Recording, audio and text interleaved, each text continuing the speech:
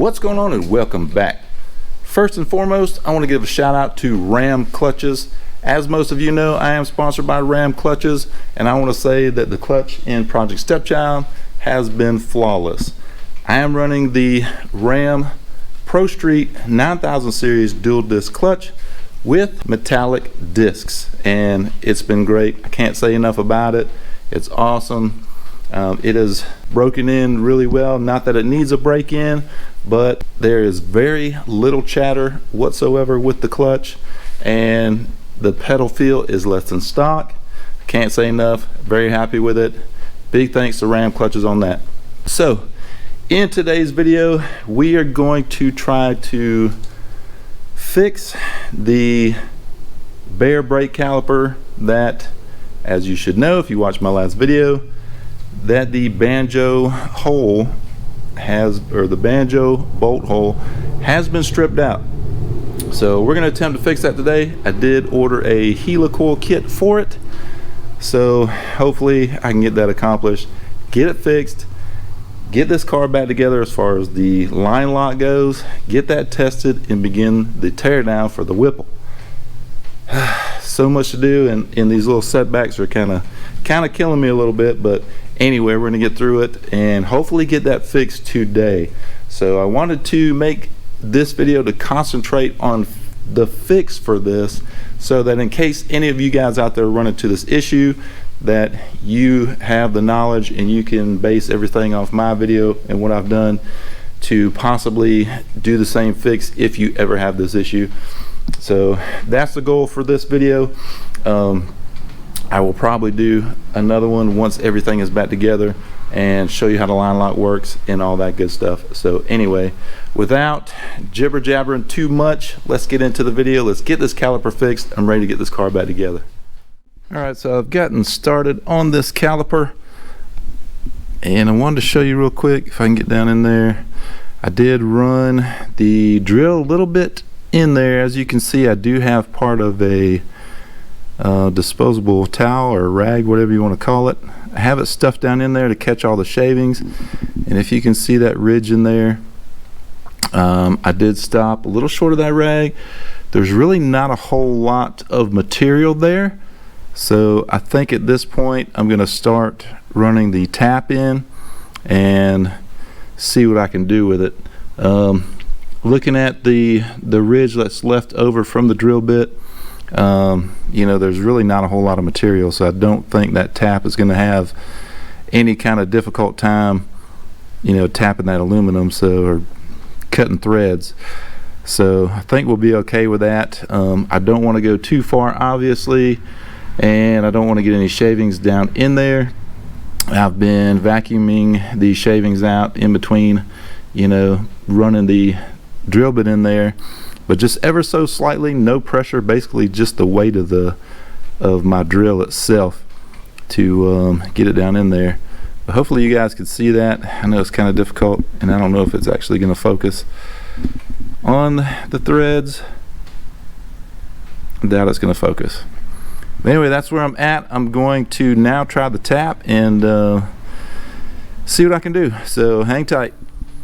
Alright, so here we go. I got the tap ran in there, and hopefully you can see that. I'm trying to get you a better angle on it, but hopefully you can see the threads in there now. That is what the helicoil, the actual threaded part of the helicoil kit, that is what it's going to thread into. And if you can see my paper towel there, it has got shavings all over it. I did use a vacuum in between running the tap in, so hopefully I got everything out of there. It looks pretty clean in there. The bad part about this is, if you can see down in there, you know, the port opens up on this side of the hole. It's not like the port is actually down straight in the hole.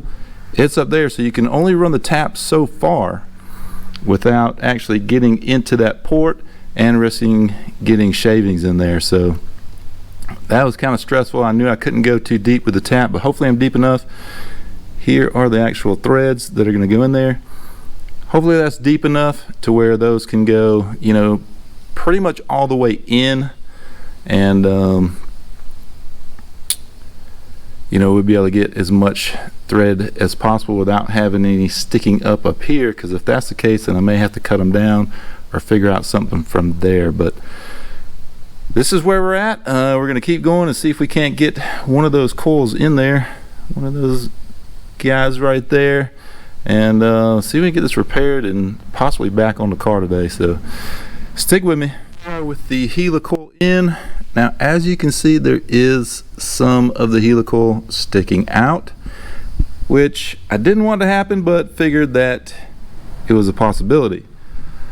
So what I'm going to do is I'm going to actually spread that out. It's kind of like a spring, you know, as it sits when it's not in any other thread, so it's kind of like a little spring.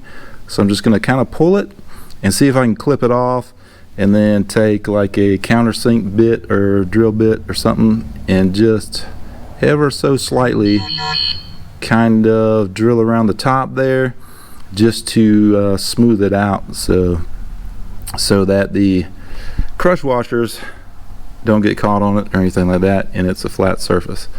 But all right, here we go. Hopefully this will work. You know, hopefully I can just get those threads right there at the top, but I should be able to. So let's see what happens.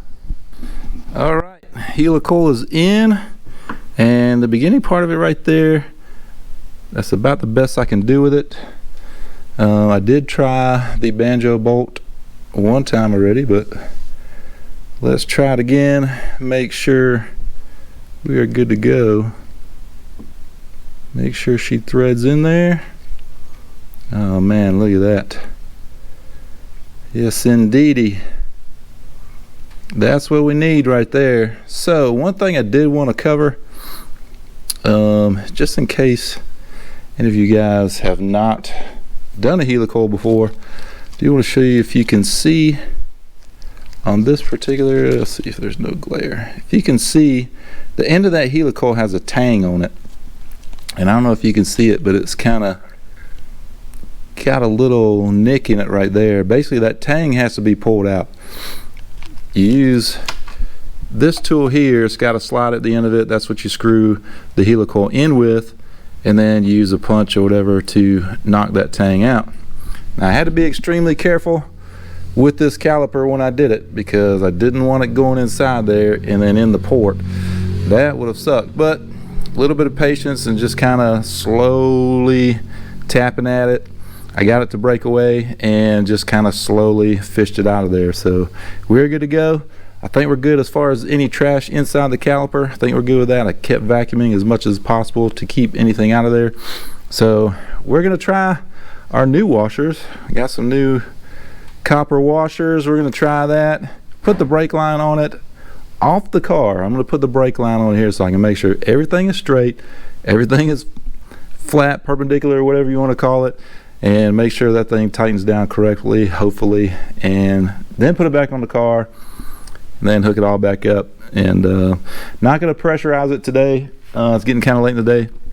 I don't have a lot of time, so just want to get this line back on it, back on the car, and just to make sure we don't have any leaks just by, you know, basically a gravity feed from the master cylinder. So we'll see what happens. But anyway, let me get this line on here and we'll get this back on the car.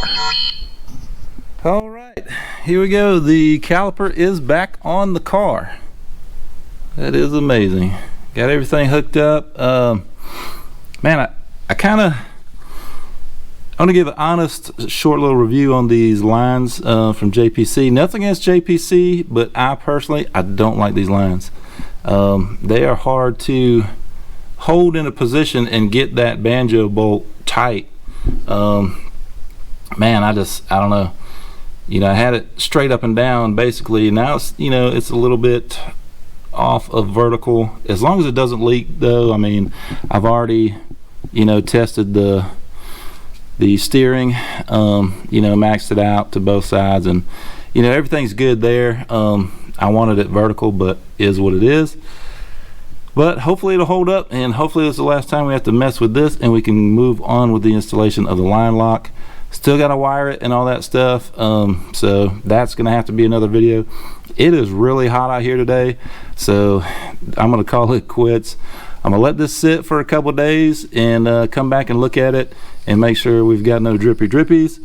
I did check the passenger side and there is no fluid on the lines or anything, so hopefully we're good over there. But as I said in my previous video, I have not put pressure on the system.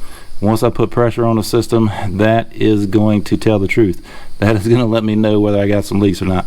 Hopefully not, so fingers crossed. But that is going to do it for this one. Man, it is super hot out here and I'm tired already. It is crazy hot. But anyway, if you have an issue with your brakes, you know, I would say don't be afraid to try to fix it yourself. I know a lot of people probably be against using the helicoil on a caliper, but I did talk to Baer Brakes. I did call them, and the guy I talked to, he said basically that's what they would do. If I sent the calipers in to have them fix it, that's how they would fix it with a helicoil. The caliper is aluminum. You know, the only way to fix it other than a helicoil would be to cut bigger threads and run a bigger banjo bolt, and I don't even know if they make a bigger banjo bolt. I have no idea. So anyway, that's what it is, and I feel good about the repair. It went pretty smooth. I took my time, I didn't rush it.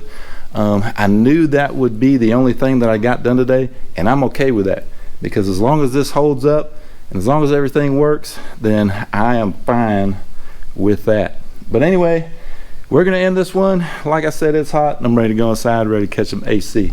But hope you liked this video. If you did, hit the like button. If you haven't subscribed, please do so, and we'll see you on the next one.